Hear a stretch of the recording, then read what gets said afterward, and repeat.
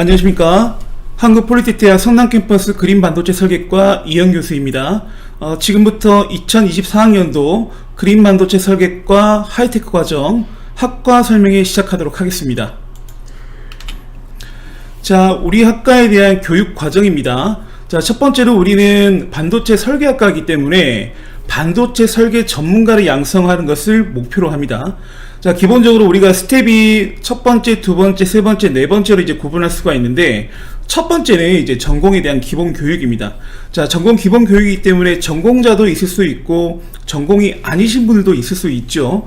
그에 따라서 이제 반도체라는 그 교과목이라든가 이 분야들이 기본적으로 전자공학에 대한 기본 베이스를 바탕으로 합니다. 그에 따라서 전자공학에 대해서 기본적인 내용을 배우게 되고요. 그 다음에 반도체 설계를 하게 되면 또 직접 회로하고 직접적인 연관이 있습니다. 그래서 교과목 이름도 직접 회로라고 합니다. 그 다음에 융합 반도체 공학 및 반도체 설계 개론에 대해서 배우게 되고요. 그리고 기본 교육을 마치시게 되면 전공에 대한 심화 교육 과정으로 들어가게 됩니다. 그에 따라서 첫 번째로 우리가 아날로그 회로 설계가 있고요. 두 번째로 이제 디지털이 있습니다. 그래서 아날로그 회로와 디지털 회로는 둘 다 중요한 교과목들이기 때문에 이에 대한 회로에 대한 방법과 그 다음에 기본 이론, 그 다음에 실습 과정에 대해서 살펴볼 수 있습니다. 그에 따라서 전자 CAD도 실습이 있습니다.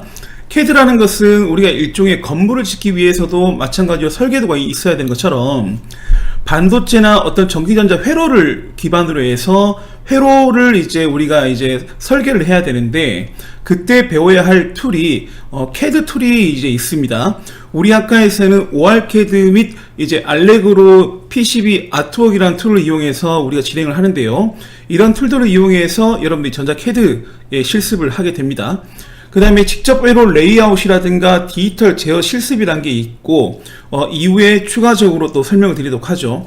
이런 기본 교육과 전공 심화 교육을 마치시게 되면 여러분들이 이제 취업을 이제 하기 위해서 기업체에 지원을 할 때 기본적으로 이력서하고 자기소개서가 당연히 필요하겠죠.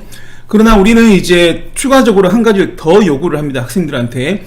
바로 포트폴리오입니다. 여러분들이 여기 오셔가지고 3월달부터 12월달까지 그동안 이제 배우시는 그 교과목들에 대한 교과목에 정리하고 그 다음에 별도에 대한 여러분들의 기본적인 프로젝트라든가 또는 그 학우들하고 같이 프로젝트를 실습을 하실 수가 있는데 그에 대한 포트폴리오를 구축하기를 우리가 이제 원하고 있습니다. 그에 따라서 항상 기업에 지원을 할 때에는 첫 번째 이력서, 두 번째 자기소개서, 세 번째 포트폴리오 이렇게 세 가지를 준비해서 기업에 지원을 할 때 제출하라고 얘기를 하고 있습니다. 그 다음에 마지막으로 해서 취업 준비인데 취업 준비는 평소에도 당연히 하셔야 되겠지만 우리 학과에서 또 진행하고 있는 다양한 기업체 특강이라든가 전문가들을 모셔서 어떤 설명회라든가 또는 그 다음에 그 기업과 연계된 다양한 회사에서 오셔가지고 취업 연계하는 그 과정들을 설명할 수가 있습니다. 자, 그런 부분들을 위해서 이제 우리가 마련한 시간들이 있고요. 그에 따라서 이런 부분들은 저희 학과 교수진들이 이제 준비를 해둘 테니까 공부하고자 하는 마음가짐만 가지고 오셔서 저희가 준비해둔 커리큘럼에 따라서 열심히 노력만 해주시면 될 것 같습니다. 자, 이거는 이제 우리 학과의 그 교수님들 소개인데요. 첫 번째 왼쪽 위에 상단에 보이시는 분이 저희 학과의 학과장님을 맡고 계시는 박상현 교수님입니다. 그 다음에 오른쪽에 지금 그 보이시는 분이 서종현 교수님입니다. 특히 주로 이제 직접 회로하고 디지털 회로 설계 실습이나 이런 부분들, PNR 또는 뭐 여러 가지 합성, 뭐 이런 것들을 이제 그 교과목들을 자세하게 여러분들한테 가르쳐 줄 교수님이세요. 그 다음에 정한영 교수님입니다. 정한영 교수님은 아날로그 회로와 관련된 다양한 그 교과목들을 맡으셨고 여러분들하고 함께 해주실 겁니다. 그리고 마지막으로 저 이현입니다. 저는 특히 이제 인베디드 시스템과 관련된 내용들을 여러분들하고 교과목들을 수행하게 될 겁니다.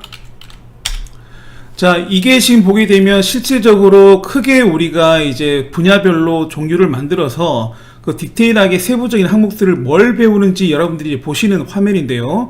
첫 번째로 이제 회로 설계 및 PCB입니다. 회로 설계하고 PCB를 하기 위해서는 기본적으로 여러분들이 디지털 논리 회로라는 내용을 알고 계셔야 됩니다. 이런 디지털 논리 회로는 기본적으로 우리가 바이폴라 정션 트랜지스터와 필드 이펙트 트랜지스터와 관련된 내용들을 기반으로 논리 게이트를 우리가 만들 수가 있는데, 이런 논리 회로에 대한 기본 게이트, 조합 논리 회로, 순서 논리 회로, 카운터, 이런 논리 회로를 이제 바탕으로 여러분들이 이론을 학습을 하시고 그 다음에 실습을 진행하시게 됩니다.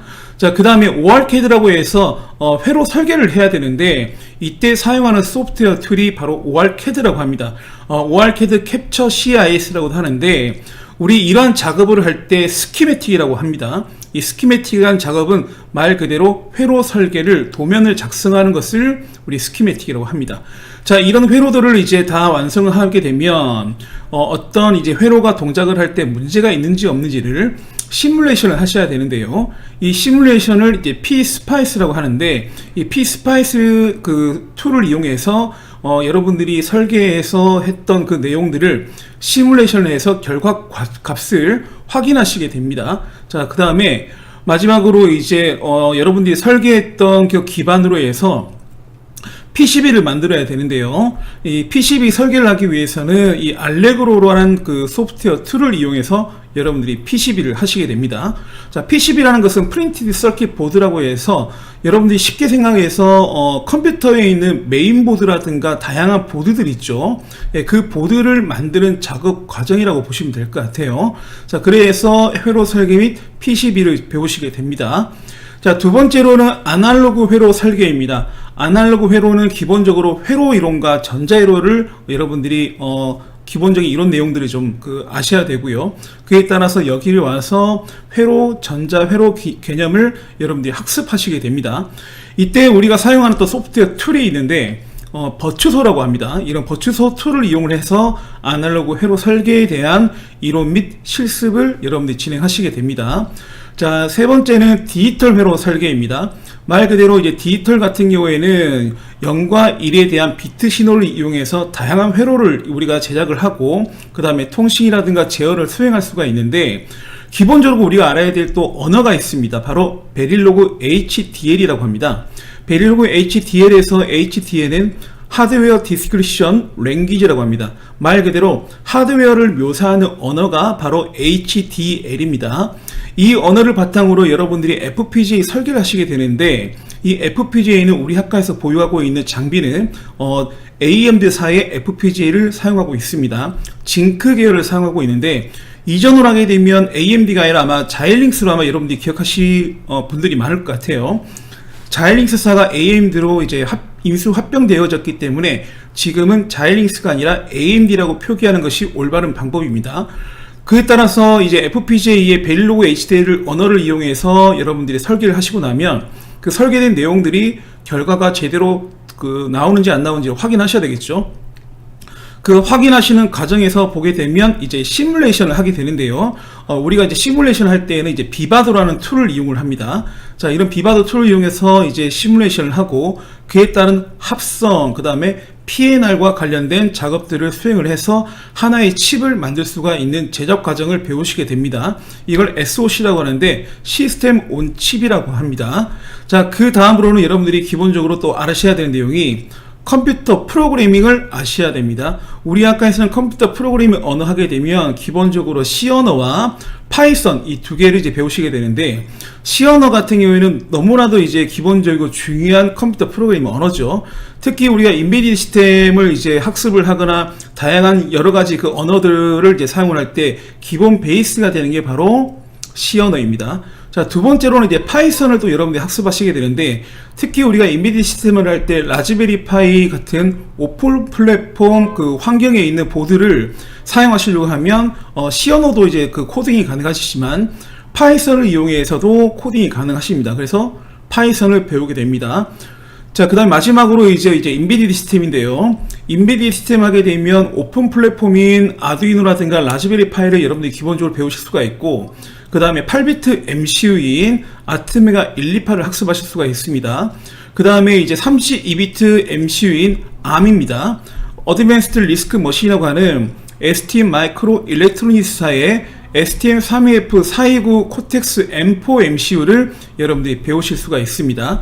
그리고 여러분들이 추가적으로 또 배울 수 있는 게 뭐냐면, 지금 이거는 제가 좀 준비 중에 있는데요. TI사의 DSP를 여러분들이 학습할 예정입니다. TI사는 미국에 있는 회사인데 텍사스 인스트루먼트의 줄임말로서 TI사라고 표현을 합니다. TI사의 DSP를 여러분들이 또 학습하실 예정입니다. 그 다음에 이런 전체적으로 5가지로 우리가 크게 분류해서 여러분들이 3월에 이제 들어오셔서 12월 초까지 이제 그 수료하기 이전까지 수행했던 교과목들 기반으로 프로젝트에 대한 실습을 진행하시고 그 다음에 취업 포트폴리오를 완성을 해서 취업으로 연계해 가는 과정으로 해서 전체 우리 학과는 커리큘럼 구성해서 수행을 하고 있습니다. 자, 교육 내용에 대해서 살펴보도록 할게요. 첫 번째 제가 말씀드렸던 회로 설계 및 PCB입니다. 자, 왼쪽의 화면에 이제 보이시는 부분, 이 회로도 보이시죠?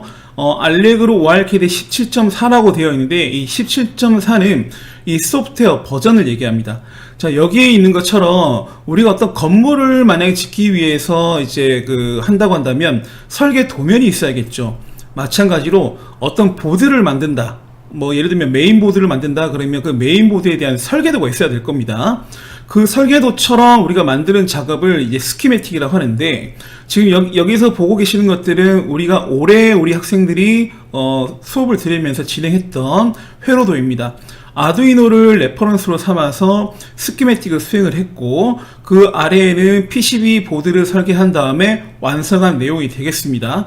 그래서 오른쪽은 우리가 반도체 칩이라든가 다양한 전기전자 수동 소자들을 이제 부착하기 위해서 만드는 패드인데요.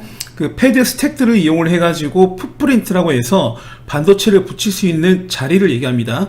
그래서 그런 그 반도체 패키지에 따라서 설계를 해서 아래에 있는 내용처럼 이렇게 아두이노 보드를 실제 설계를 하고 제작을 완료했던 적이 있습니다.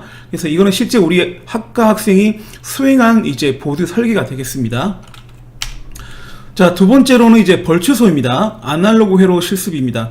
자, 특히 아날로그 회로 하게 되면은 우리가 그 트랜지스터 개념부터 얘기할 수 있을 텐데 이 트랜지스터 같은 경우에는 MP, N형 반도체라든가 PM, P형 반도체 이런 것들을 많이 들어보셨을 거예요. 이걸 이제 바이폴라 정션 트랜지스터라고 하죠. 그 다음에 여기서 나아가서 이제 필드 이펙트 트랜지스터 FET라고 하는데 여러분들 모스펫이라고 많이 들어봤을 겁니다. 이제 이 모스펫 같은 이런 트랜지스터를 이용을 해서 우리가 게이트들을 또 만들 수가 있습니다. 결국은 이 게이트 같은 경우에는 논리 회로이긴 한데 이 게이트 안에는 결국 아날로그 회로를 바탕으로 해서 만들 수가 있습니다. 그래서 그런 내용들 기반으로 해서 이 벌초소 툴을 이용해 가지고 이와 같이 회로 설계를 하고요.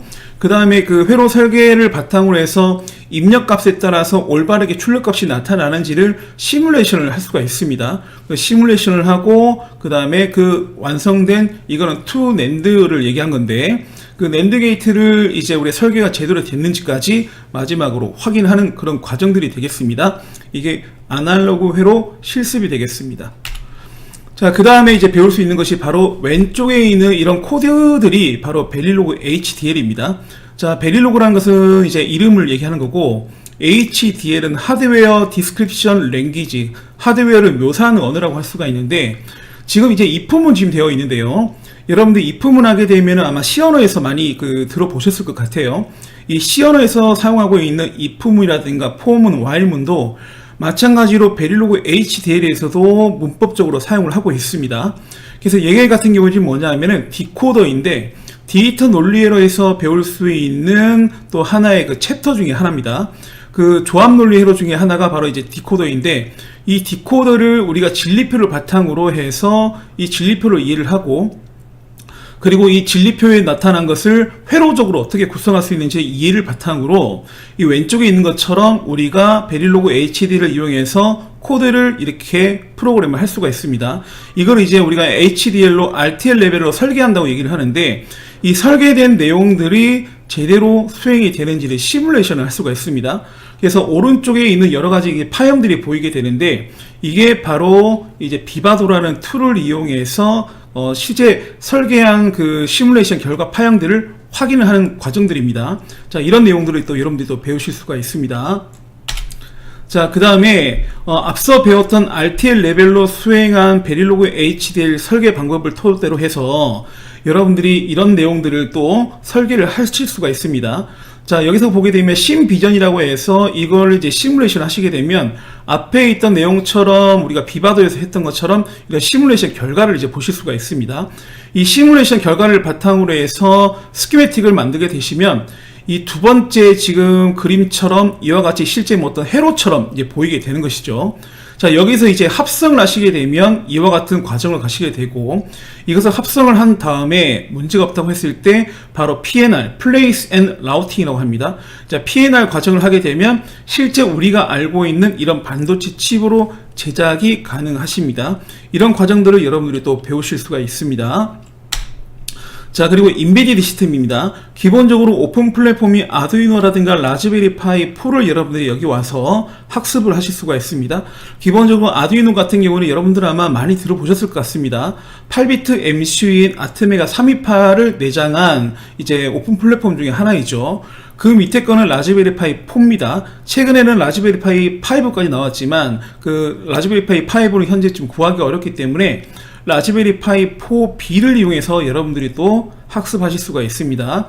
이 지금 현재 그 두 가지 책에 대한 표지가 나와 있는데, 제가 왼쪽 가운데 있는 것은 지금 여러분들하고 이제 함께 공부를 하기 위해서 제가 올해 집필한 교재입니다. 그래서 여러분들이 내년에 오시게 되면 저하고 같이 TTL 반도체 회로 설계 시뮬레이션 및 실습을 진행을 하실 수가 있는데, 이때 제가 집필한 교재를 여러분들한테 나눠드려서 저와 함께 회로 설계 시뮬레이션 그리고 74 시리즈라고 하는 반도체를 이용해서 여러분들이 실습할 수 있는 과정을 또 진행해 보려고 합니다.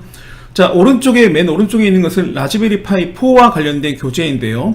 제가 또 여기에 이제 그 저자로 지금 들어가 있습니다. 그래서 라즈베리 파이 4를 이용해서 다양한 프로젝트라든가 졸업작품, 여러가지 그 작품들을 구현하실 수가 있는데, 여기 안에 들어가는 그 다양한 그 내용들이 라즈베리 파이 4를 기반으로 하는 사용 방법, 리눅스 명령어, 그 다음에 파이썬, 그 다음에 인공지능과 관련된 내용, 그리고 오픈 CV라고 합니다. 컴퓨터 비전과 관련된 내용인데, 이러한 것들을 여러분들이 같이 학습하실 수가 있습니다. 자, 반도체 설계인데 왜 오픈 CV하고 그 다음에 파이썬을 하느냐라고 이제 그 물어보실 수도 있을 텐데, 우리 학과에서는 반도체 설계 학과이지만 반도체를 직접 만드는 아날로그 회로와 그 다음에 디지털 회로에 대한 방법, 그 다음에 회로를 설계하는 방법과 그 다음에 보드를 만드는 방법, 그 다음에 이 만들어진 보드와 반도체를 이용한 인베디드 시스템을 설계하고 제어할 수 있는 방법, 그 다음에 이런 인베디드 시스템과 관련된 컴퓨터 기반의 여러가지 모듈들을 이용해서 제어라든가 또는 이제 영상 처리, 인공지능 접목, 이러한 것들을 이제 배우실 수가 있는 거죠. 이걸 다 합쳐가지고 이제 프로젝트를 수행하실 수가 있는데, 그 프로젝트가 뭐 자율주행 자동차라든가 뭐 드론이나 로봇, 여기까지 이제 우리가 확장할 수가 있는 부분입니다. 그래서 프로젝트 수행하는 것은 대부분이 여러분들이 10월달 이후쯤 돼서 여러분들이 프로젝트를 수행을 하실 수가 있을 겁니다. 자, 그 다음에 이제 여러분들이 이제 앞에 제가 설명드렸던 STM32F429, 지금 하얗게 보이는 이 보드가 뉴클레오 보드라고 하는데, ST사에서 제작한 보드이고 현재 그 시중에 판매되고 있는 제품입니다. 그래서 32비트 MCU가 여기 가운데 네모나게 지금 되어 있는 이 반도체가 바로 ARM Cortex M4 MCU인데, 이 MCU는 각각의 고유의 파트 넘버를 이제 가지고 있습니다. 파트 넘버라는 것이 바로 이제 제품 번호로 얘기하는 것이죠. 자, 그래서 이 뉴클레오 보드 같은 경우, 특히 STM32F 같은 경우에는 현재 그 우리가 산업용에서도 가장 많이 법령적으로 사용하고 있는 ARM MCU입니다. 그래서 ARM을 여러분들이 여기서 어떻게 사용하는지, 또 ARM 기반으로 설계 방법, 그 다음에 ARM 기반으로에 대한 그 펌웨어라고 합니다. 하드웨어를 제어하는 소프트웨어를 펌웨어라고 하는데, 펌웨어 과정을 저와 함께 배우실 수가 있습니다. 그 다음에 오른쪽에 있는 게 지금 현재 TI 거에 대한 TMS320F28377이라는 또 DSP 칩입니다. 이 ARM과 그 다음에 DSP 칩은 모양은 같지만 그 내부에 들어가 있는 CPU 코어가 좀 다릅니다. 그리고 명령어 체계가 좀 다르기 때문에 이 두 개를 여러분들이 좀 구분해서 좀 살펴보실 필요성이 있습니다. 제가 이 오른쪽에 있는 TI는 지금 여러분들이 오셔서 이제 배우려고 제가 그 수업을 준비 중에 있는데 TI 사건을 지금 하려고 하는 이유가, 지금 TI사거 같은 경우에는 자동차 ECU에 들어가 있는 실제 CPU가 TI사의 제품이고, 그 다음에 방산, 그리고 그 밀규격, 그 다음에 에어로스페이스 우주항공, 이런 쪽에는 대부분이 TI사 거를 사용하고 있습니다. 그래서 대부분 ARM하고 DSP를 두 개를 이제 만약에 사용할 수 있다, 하드웨어를 기반으로 설계하고 펌웨어를 할 수 있다 그러면 대부분의 인비디아 시스템 분야로는, 펌웨어 분야로는 거의 90% 이상을 포괄적으로 여러분들이 커버를 할 수가 있고, 취업 분야에서도 확장성을 가질 수가 있습니다. 그래서 그 ARM뿐만 아니라 지금 현재 TI DSP를 수업 과정으로 넣기 위해서 준비 중에 있고, 지금 현재 1번부터 11번까지 제가 실제 디테일하게 배울 수 있는 내용을 여러분들한테 작성을 해놨는데, 기본적으로 ARM DSP 보드 회로 설계 및 분석하는 방법들, 그 다음에 전원 회로라고 합니다. 각각의 반도체에는 전원이 인가를 해줘야지만 동작을 하는데, 우리가 사용하는 이제 가전제품이라든가 핸드폰도 마찬가지로 전원이 켜져야지만 사용할 수 있는 것처럼, 그 전원이 켜진다는 것은 결국에는 여기 그 보드에 들어가는 다양한 능동소자들, 반도체 소자의 전원을 인가를 해줘야지만이 동작을 하게 됩니다. 그에 따라서 전원 회로 설계 방법이라든가, 그 다음에 전원, 즉 전압, 저항, 전류, 이러한 것들을 측정할 수 있는 계측기들이 있습니다. 말 그대로 값을 계측한다는 의미가 되겠습니다. 그래서 이런 계측기들은 멀티테스터기와 오실로스코프들이 있는데, 이 두 가지에 대한 기본적인 사용 방법들을 학습하실 겁니다. 그 다음에 GPIO라고 합니다. General Purpose Input Output이라고 하는데, 이런 GPIO 제어, 스위치 인터럽트 제어, UART, 그리고 ADC, DAC, 타이머, I2C, 그 다음에 캔통신, 프리-RTOS, 여기까지 해서 다양하게 각각의 주변 장치를 핸들링할 수 있는 방법들, 그 다음에 함수 제어하는 방법들을 여러분들이 학습하실 내용입니다. 자, 이거는 이제 우리 학과에서 보유하고 있는 교육 장비입니다. 첫 번째로 보시게 되면 전자회로 장비입니다. 기본적으로 우리가 이론만 하는 게 아니라 이론을 배운 기반으로 여러분들이 대부분 이제 실습을 진행하시게 되는데, 이 회로 이론이라든가 전자회로를 배우시고 나면 그에 대한 이론을 실제 실습에 적용할 수 있도록 장비를 구축을 해놨습니다. 그래서 이제 전자회로 장비가 있고요. 그 다음에 오른쪽에 보게 되면 디지털 논리회로 장비입니다. 자, 이런 디지털 논리회로를 기반으로 해서 배우고 난 다음에 이 장비를 이용해서 여러분들이 또 실습을 진행하실 수가 있습니다. 그 다음에 왼쪽 아래쪽에 보시게 되면 FPGA 장비입니다. FPGA 장비도 우리가 보유하고 있고, 그 다음에 오른쪽 아래에 보게 되면 아두이노 및 아트메가 128을 이용할 수 있는 장비를 보유하고 있습니다.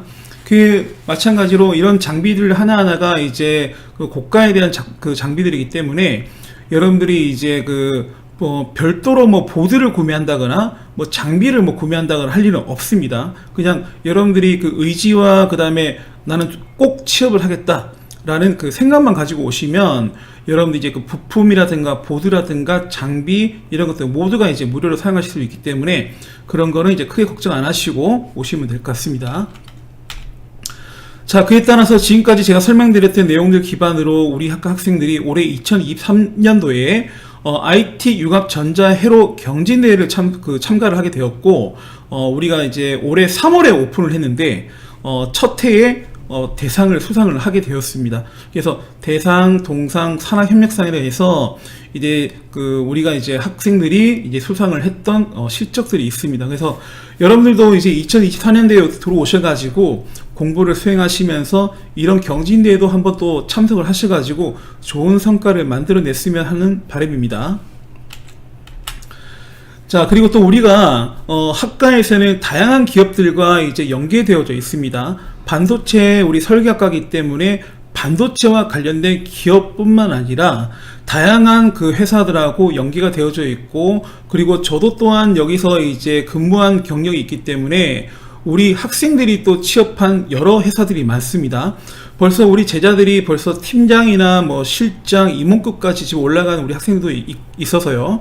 여러분들이 오시면 또 그 기업들하고도 같이 연계해서 취업으로 해서 들어가실 수가 있습니다. 첫 번째 이제 코아시아 회사입니다. 코아시아 같은 경우는 이제 반도체 설계 전문 회사로서 상장 기업이고요. 동탄에 있는 회사입니다. 그 다음에 오른쪽에는 이제 베스트 모션이라고 해서 방산 기업입니다. 자, 평택에 본사를 두고 그리고 이제 기술 사무소 같은 경우에는 가상 디지털 단지에 있는 회사인데 오셔가지고 설명을 해주셨습니다. 그 다음에 아래는 지금 보게 되면 제가 예전에 그 가르쳤던 우리 학생인데 지금 벌써 선임연구원이 돼가지고 우리 선배 입장으로서 우리 학생들을 대상으로 설명회를 진행을 했던 적이 있습니다. 라운피플에서 오셨습니다. 자, 그리고 반도체 협약식 및 간담회가 있었는데요. 2023년도 지금 얼마 되지 않았네요. 11월 22일 날에 고용노동부 장관님과 그 다음에 반도체 기업의 임직원분들이 오셔가지고 같이 우리 그 한국폴리텍대학 성남 캠퍼스에서 협약식을 맺었습니다. 우리 성남 캠퍼스는 대표적으로 반도체와 관련된 학과가 두 개의 학과가 있습니다. 저희 학과인 반도체 설계학과와 반도체 소재 응용학과가 있는데요. 그 소재 응용학과하고 저희 설계학과하고는 분명한 차이점이 있습니다. 우리는 이제 반도체 설계학과이기 때문에 프론트 쪽에 이제 주로 이제 그 학습을 진행을 하고 인베디드 시스템과 그 다음에 시스템 레벨의 로봇이나 드론, 그 다음에 자율주행차 이런 것까지 확장할 수 있는 범위를 여러분들이 이제 배우시게 됩니다. 그에 따라서 반도체를 직접적으로 설계하는 방법, 그 다음에 제조된 반도체를 가지고 회로를 설계하거나 PCB를 만드는 방법, 이런 또 반도체에 대한 프로그램을 할 수 있는 방법들, 그 다음에 전체적인 시스템을 어떻게 적용하고 만들 것인지 그에 대한 제어, 그 다음에 영상 처리, 그리고 인공지능까지 융합한 프로젝트를 수행할 수 있는 내용까지 우리가 학습할 수 있는 장점이 있습니다. 단점으로 한다고 한다면 여러분들이 공부하실 수 있는 그 내용들이 많습니다. 그래서 많아서 반도체 설계하니까 뭐 설계만 배우는 거 아니냐? 전혀 아닙니다. 반도체도 보게 되면 아날로그, 디지털, 그 다음에 전기전자 부품들을 이용한 뭐 반도체 회로 설계, 그 다음에 PCB 보드, 인베디드 시스템, 그리고 C 언어, 파이썬, 그 다음에 여러 가지 다양한 프로젝트를 수행하면서 로봇, 그 다음에 드론, 그 다음에 자율주행차 이런 것들이 확장성이 있기 때문에 공부하실 내용이 굉장히 많다라는 겁니다. 그래서 여러분들이 이제 우리 학과를 단순하게 설계만 한다라고 하는 그 착각에 안 하셨으면 좋겠고, 많은 것들을 배울 수 있기 때문에 우리 학과에 이제 여기 가면은 반도체 설계뿐만 아니라 여러 가지 많은 걸 배우구나라고 이제 생각을 하고 들어오셨으면 좋겠습니다. 그에 따라서 우리 성남 캠퍼스에서 이제 그 고용노동부 장관님하고 다양한 수십 개의 그 반도체 기업하고 와서 협약식을 맺고 우리 학과 학생들과 교수님들과 함께 간담회를 또 개최를 했습니다. 지금 우리가 지금 알 수 있는 게 지금 보게 되면 대한민국 정부에서 반도체와 관련된 내용들을 많은 것을 이제 홍보를 하고 있고 실질적으로 반도체 인력들을 양성하기 위해서 굉장히 크게 이제 활약을 하고 있습니다.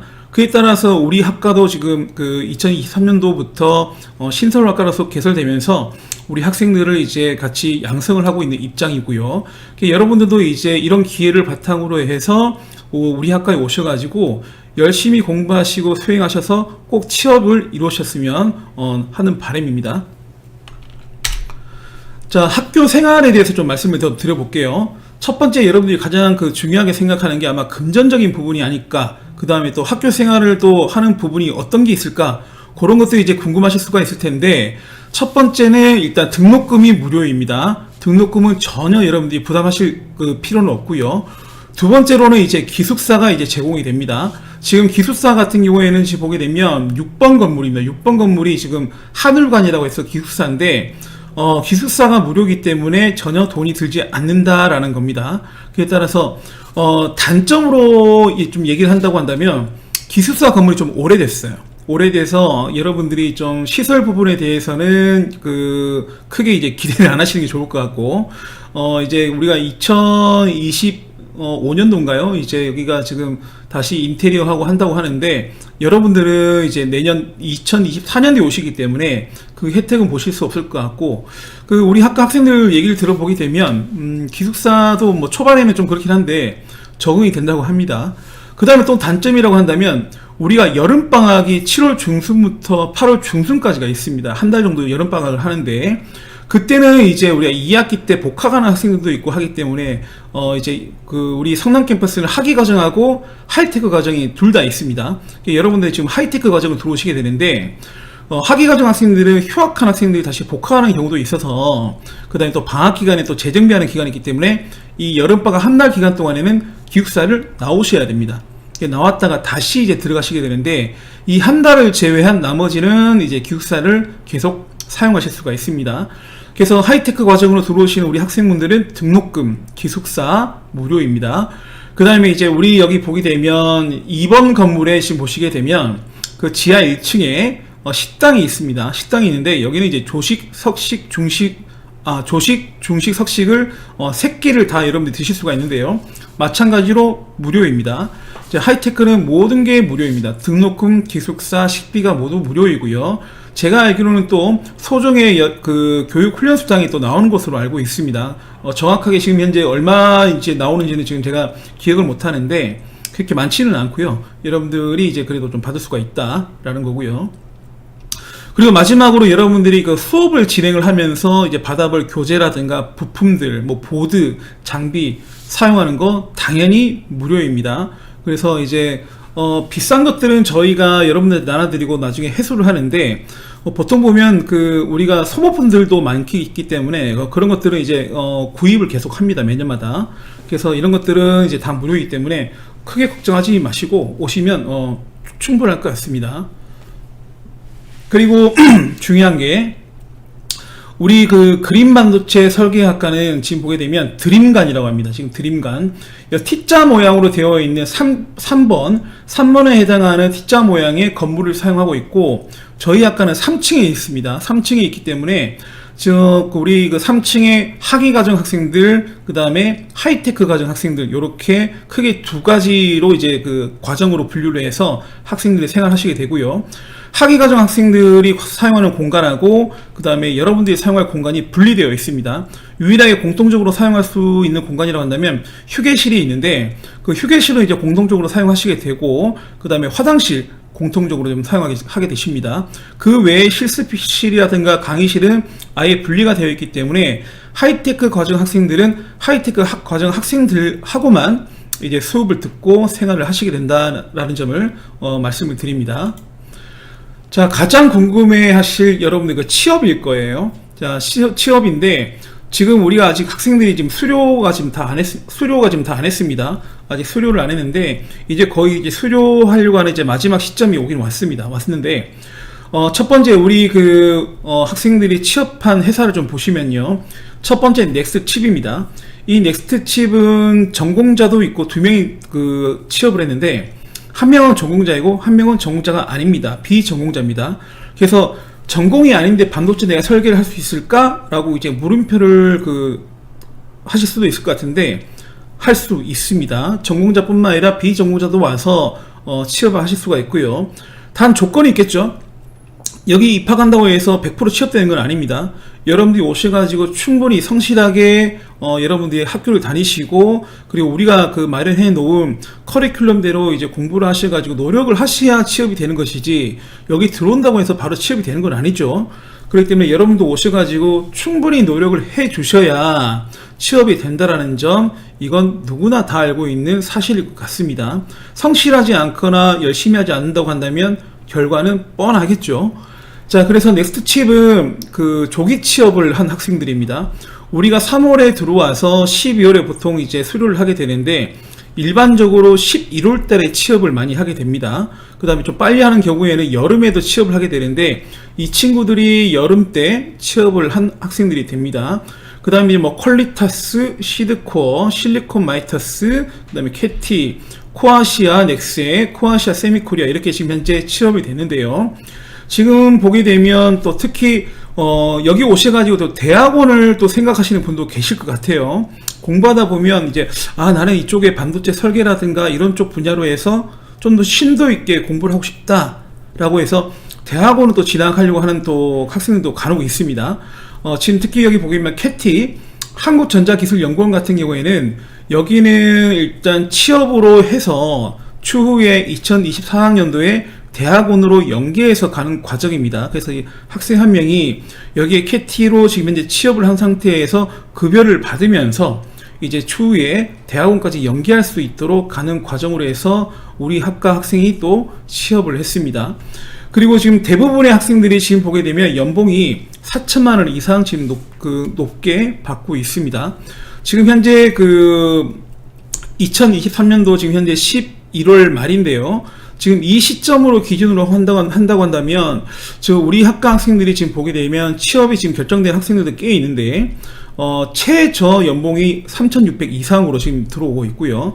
지금 여기는 이제 확정된 학생들만 지금 이제 가겠다, 이 회사로 가겠습니다라고 이제 결정된 학생들만 저희가 지금 올려놨는데, 여기에 있는 친구들은 대부분 4,000이 넘습니다. 그래서 만약에 여러분들이 이제 초봉을 좀 많이 생각하실 것 같은데, 반도체 관련된 분야도 충분히 연봉이 높다, 충분히 연봉을 이제 4,000 넘을 수 있다라는 의미가 되겠습니다. 그래서 편차가 좀 있습니다. 각 분야마다 어느 분야로 가느냐, 어느 회사로 가느냐에 따라서 3,000 중반부터 시작하는 친구도 있고 4,000 중반까지 가는 친구도 있고 해서 한 1,000만 원 정도가 편차가 좀 있는 것 같습니다. 그래서 그거는 이제 나는 3,000 중반이야, 나는 4,000 중반을 받을 거야, 이렇게 얘기하실 수도 있겠지만, 이건 여러분들이 이제 하기 나름인 것 같습니다. 오셔가지고 하기 나름으로 이제 성실하게 지각하지 않고, 그리고 이제 여기에 몰두하셔가지고 충분히 공부를 하신다고 한다면 학교 생활도 재미있고 경제적인 부담도 없이, 그리고 취업이 되도록 이렇게 아마 연계해서 진행을 할 수 있을 거라고 확신합니다. 자, 그래서 우리 학과에 대한 취업 현황을 또 말씀을 드렸습니다. 자, 이렇게 해가지고 마지막으로 이제 우리 학과 취업 설명회 학과 설명회를 이제 마치는 것으로 하고요. 궁금한 사항이 있다고 한다면 우리 학과 홈페이지를 방문해 주시면 학과에 대한 질의응답 할 수 있는 부분도 있고, 카카오톡이나 이런 것도 있고요. 또 하나 이제 우리 홈페이지에 오면은 교수님들 방마다 이제 전화번호도 남겨져 있기 때문에 궁금한 점이 있으면 전화나 또는 카카오톡이나 다양한 루트로 해가지고 질문하실 수가 있으니까 주저하지 마시고 연락을 주시면 답변을 드리도록 하겠습니다. 짧게나마 제가 우리 학과에 대한 간단하게 소개를 드리고 설명을 드렸는데 도움이 되셨으면 좋겠고요. 이상으로 우리 학과 설명회 마치도록 하겠습니다. 감사합니다.